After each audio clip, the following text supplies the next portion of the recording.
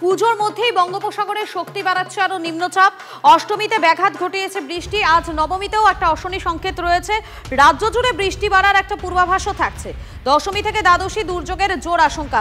কমলেশ রয়েছেন আমাদের প্রতিনিধি, কমলেশের কাছে চলে যাবো। কমলেশ, নবমীর এই মুহূর্তে একেবারে দুপুর বেলা, এই নবমীর দুপুরে আবহাওয়া সংক্রান্ত কি আপডেট রয়েছে তোমার কাছে? কেননা আজকের দিনটাই তো মা দুর্গার আরাধনার শেষ দিন। আজ তো আপামর বাঙালির একটা আনন্দে ভেসে যাওয়ার দিন, তার মধ্যে কি অসুর হয়ে আসবে এই দুর্যোগ?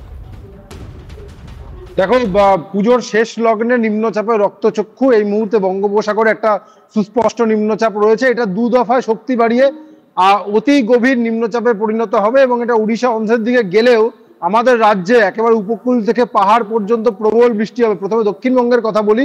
দক্ষিণবঙ্গে কাল থেকেই ভারী বৃষ্টির সতর্কতা এবং বেশ কিছু জেলা রয়েছে। কালকে 4টে জেলা, পরশুদিনও 3টে জেলা রয়েছে যেখানে অতি ভারী বৃষ্টিও হতে পারে। দশমীর দিন অর্থাৎ কালকে কলকাতায় ভারী বৃষ্টির সতর্কতা রয়েছে। অর্থাৎ বিসর্জন পর্বে অনেক বিপত্তির সম্মুখীন হতে পারেন অনেকে। অনেক জায়গায় ঝোড়ো হাওয়ায় মণ্ডপের ক্ষতি হতে পারে, যেটা আমরা উত্তরবঙ্গে এবং উত্তর পূর্ব ভারতে অনেক জায়গায় দেখেছি।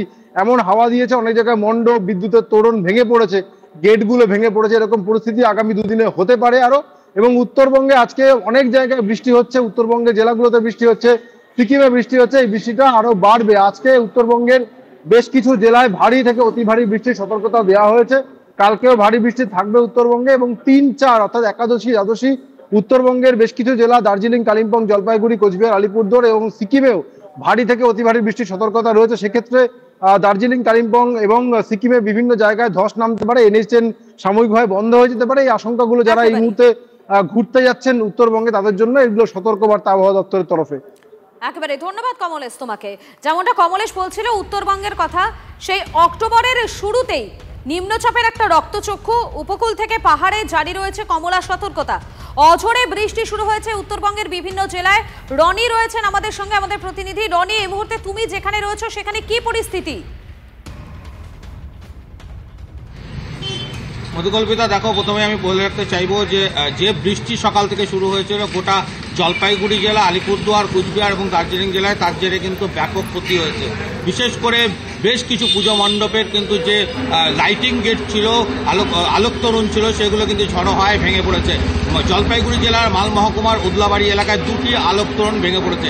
এমনকি ঝড়ো হওয়ায় লাটাগুড়ি যে জাতীয় সড়ক রয়েছে মালবাজার থেকে ময়নাগুড়িগামী, সেই জাতীয় সড়কেও বড় গাছ ভেঙে পড়ে, যার ফলে যান চলাচল ব্যাহত হয়। তেমনি কিন্তু কুচবিহারেও একইভাবে আলোক তরুণ গেট ভেঙে পড়েছে। বড়সড় প্রাণহানির ঘটনা ঘটতে পারত। স্বাভাবিকভাবে গোটা ঘটনা নিয়ে কিন্তু রীতিমতো চাপে রয়েছে পুজো উদ্যোক্তারা। সেই সাথে বলে রাখা দরকার যে ইতিমধ্যেই যে বৃষ্টি শুরু হয়েছে তার জেরে 10 নম্বর জাতীয় সড়কে ধস দেখা দিয়েছিল। বেশ কিছুক্ষণ গাড়ি চলাচল বন্ধ ছিল। তবে বিপর্যয় মোকাবিলা দল তড়িঘড়ি সেই রাস্তা সারাইয়ের কাজ করায় এখন কিন্তু সেই রাস্তা খুলে গিয়েছে। কারণ এই মুহূর্তে বহু পর্যটক পাহাড়ি এলাকায় ঘুরতে গিয়েছেন, দার্জিলিং, সিকিম, কালিম্পং এলাকায়। স্বাভাবিকভাবে তাদের কথা ভেবে কিন্তু প্রশাসনও তৎপর রয়েছে।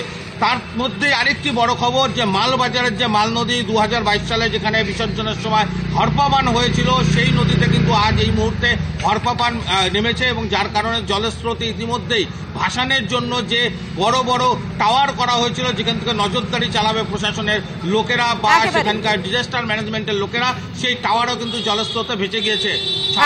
একেবারে বোঝাই যাচ্ছে যে এই মুহূর্তে কিন্তু উত্তরবঙ্গে সেখানে মুষলধারে বৃষ্টি শুরু হয়ে গিয়েছে। ধন্যবাদ তোমাকে।